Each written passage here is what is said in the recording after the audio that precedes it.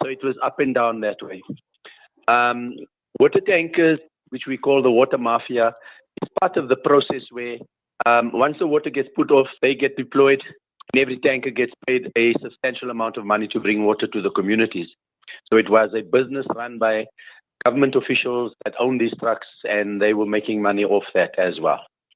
So I would say that one part of it says sabotage, put the water off, send the water tankers, we need to make money. Then we have another relief system from the Coronationville Juma Masjid.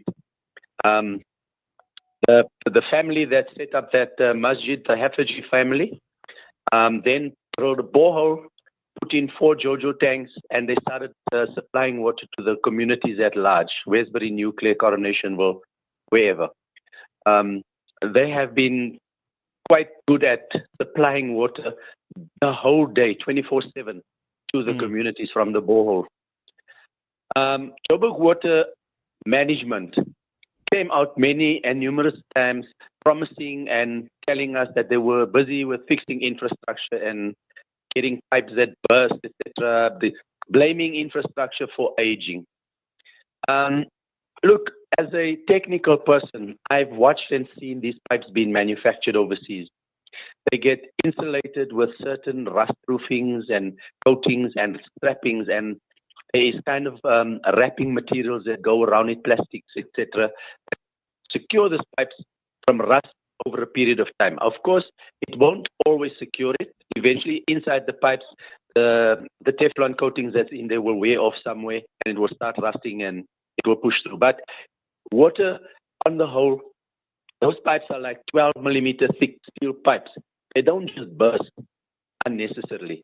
And water pressure needs to be extremely high for those tanks to, those pipes or those tanks to even give in.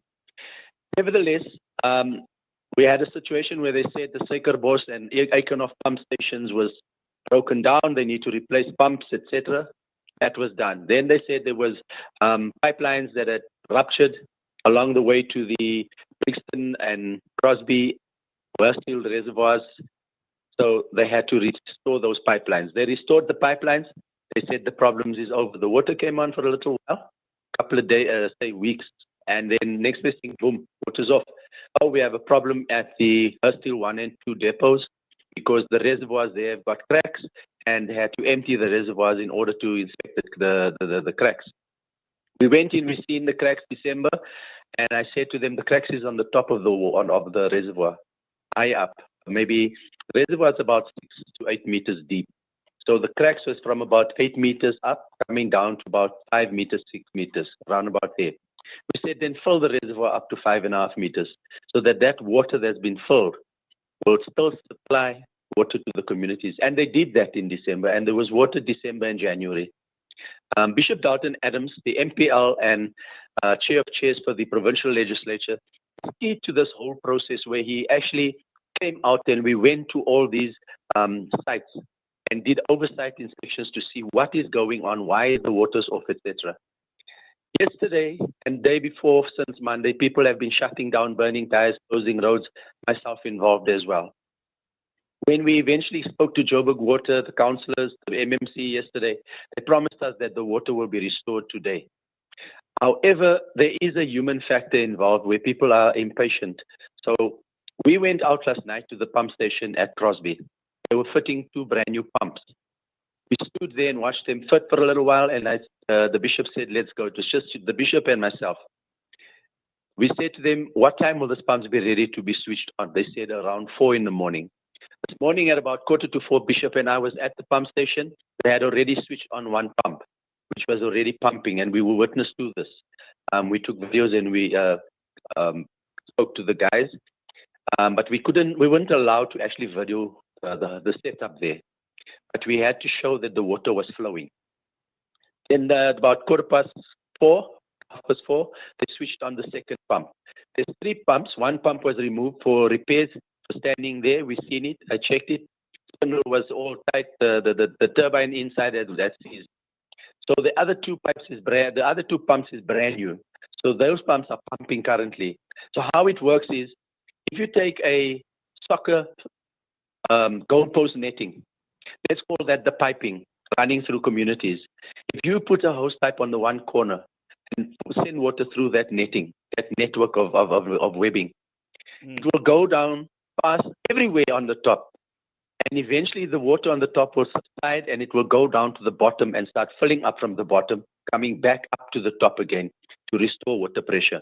So water pressure is restored in the following manner. The pipes bleed air out of the systems.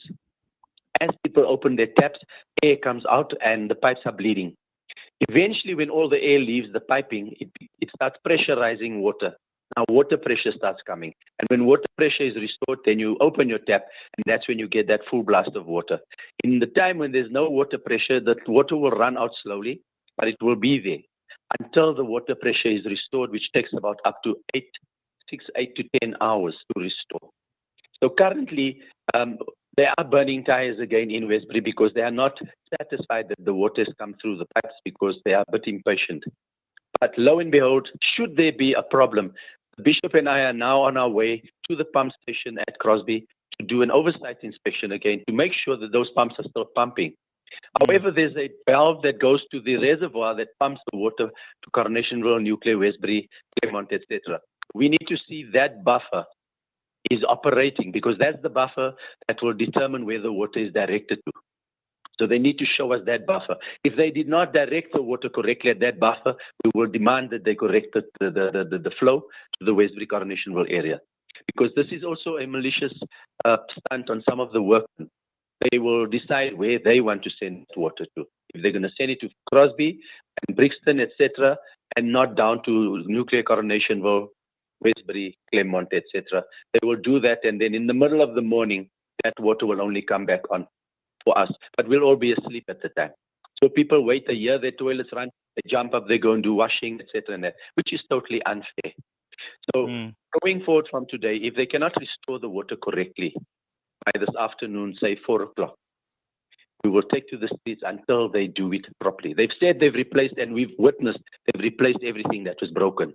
So there shouldn't be a problem going further. Do you think the bigger picture here, and it's one that maybe is not being spoken about enough, is the first part of what you started this conversation with and how you painted the picture, the element of sabotage, the element of criminality, and people trying to essentially make money out of a crisis. The water mafia, as you mentioned, it's not the first time that, that term has been passed around. I think in numerous places, some townships across South Africa, there are people that are deliberately, messing with the water infrastructure so that they can get these water tanker, tenders, essentially. Okay. Honestly speaking, I would assume, and I stand corrected when I say this, yes, there is the possibility, and there is a high possibility that sabotage is definitely part of the process. If the water mafia isn't making money, or the trucks are standing there, still someone is going to tamper with something in order for the water to go off. But that can only come from the infrastructure where pump stations are built. So in other words, your pump stations at Hoosain and Crosby, Brixton, wherever there's pump stations there's 22 pump stations currently that's going to go under repairs in the Gauteng, or I would say under the Joburg Metro. That's going to go under repairs and maintenance. There are others that need drastic maintenance where they need to replace pumps, etc. However, like you say, yes, and I agree with whoever said, and you say, and I say, and everybody else say, that there's an element of sabotage involved in this. Because how can the water go off and then suddenly, and the water tankers, under normal circumstances, when the water go down, we don't see the tankers, maybe 2, 3 days, 4 days, until someone blows a gasket, puts a pressure on the councillor folds them. Now they say, oh, okay, sorry, we'll send the tankers. Now they send a whole barrage of tankers, which means that I'm not sure, but I'm thinking that someone mentioned via the grapevine that every tanker gets about 25,000 rand a month to distribute water to the communities. So if those 100 tankers are distributing, we're talking about 2.5 million rand a month for these water tankers to distribute water. And believe you me, they have to be paid because it's government, and they are saying it's government officials who own these tankers. And it's not just the normal guy. And then they've got friends that's got tenders for these water tankers that is putting the tender through to say, okay, you use our company for the water tankers. So yes, that's the first part of sabotage. It's someone inside the pump stations are also involved, where they turn off the valves. And I've looked at the whole infrastructure of the pump station systems. So I'm technically inclined, so I would know exactly what's going on. And I asked a few questions to correct what I'm thinking and what I'm seeing. And I've seen the amount of valves that can control the water flow. You've got an inlet pipe, which is colored turquoise blue. That's coming from the reservoir. On that pipeline, you get orange pipelines that tie off from there to the pumps, 3 pumps. Those 3 pumps send water through the orange pipeline into a yellow pipeline, which returns back to the other reservoir that pumps to the communities. So when you look at all that, there's emergency stop valves on most of those pipelines in that room alone, which is almost like a 80 square meter room. And in there is that entire infrastructure for pumping water. So there's 3 pumps, there's turbines, there's water shutoffs, there's emergency stop corks, all those things. So they can easily just close those things and water can be throttled in order for it to seem that there's a problem with water. And they can blame 2 things. The pump failed or the electricity is off. Because previously the pumps was running on DC power, as our Joburg water engineer has explained to me. It used to run on DC power, which was practically like your trains. We used to run on DC power. So now those pumps are also running on DC power, and the DC power has been switched now to AC power, which means it's 3-phase power now. So that's much more stronger than DC power, more reliable than DC power. So at the end of the day, AC has now become part of a power station, where DC was part of a battery supply type of system. And that is where the problem comes in. The batteries used to fail, pumps used to go off. Now, power stations fail, there's electricity outages, water's off. So the infrastructure in South Africa is volatile. However, I'll give you a scenario. You give your son a brand new car, you fill a bedroom full of money, you say to him, that car, this Ferrari, you maintain with the money in that bedroom. But the little brat takes the money and goes partying with the money and giving his girlfriend money and this one money and that one money. Eventually the room has got like less than half a meter of money from the floor to the ceiling was money before. Now it's half a meter of money left. And he's going to need double the height of that money to maintain that Ferrari now. And now he doesn't know what to do. So now he goes and scrounge for money here and there to get that Ferrari running. So it's the same system that when the transition of government, there was enough money to maintain the infrastructure in the country, but the money was embezzled, pilfered, and stolen to the point where the money needed to maintain this infrastructure, because at the time it was still in good order. But nothing in good order lasts forever. And however, eventually everything that was infrastructure, whether it was Randwater, who used to be government owned, their pumping stations and things, Eikenhof, Stekerbos, all the cooling towers, all the towers, the water towers that was built in all the areas out South Africa, they started aging and failing because everything does eventually become brittle and break. And that's the problem now. The money's been pilfered, it's been stolen, there's not enough funding to maintain the country. You do know that our country owes the World Bank money, and they're only paying the interest now. They haven't even started paying the actual loan. So you can imagine, now they want to tap into the government workers' pension fund in order to rescue the country. So what we need to do in the end of the day is get rid of illiterates that's sitting in key positions, running our infrastructure, that don't need to be there. Take a qualified engineer with a PhD and make him the Minister of Energy. You cannot put an idiot there that comes out of a taxi rank and he suddenly becomes the Minister of Transport. This is what is happening in our country. We will never get it right until we also change the narrative of a multi-party system to a two-party state, where there's 2 people in the boxing ring, 1 plus 4 at the end of the game. So most definitely. The only way we're going to fix South Africa is going through all those processes, and all these ills will go away, including the crime.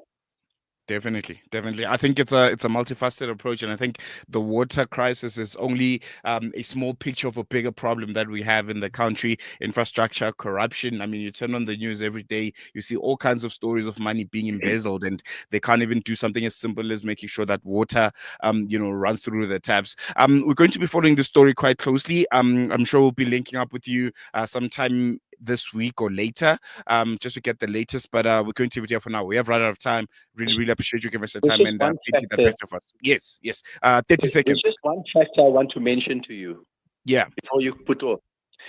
If this government had regulated the inflow of foreigners in this country, which is amounted to almost 35% of the population, the infrastructure in this country would not be under pressure because they have come in, they've stolen electricity, they're stealing water, and they are using. Listen, if 35% of the community is flushing toilets and are not paying for those services, and they're adding to the added other 70 or 65% of the population that is paying for this infrastructure, but their infrastructure is properly set up. The hijacked buildings and all these things that the foreigners are taking over, it's become part of the problem where infrastructure is failing because it's under pressure. Water free, letting water run freely without closing the taps.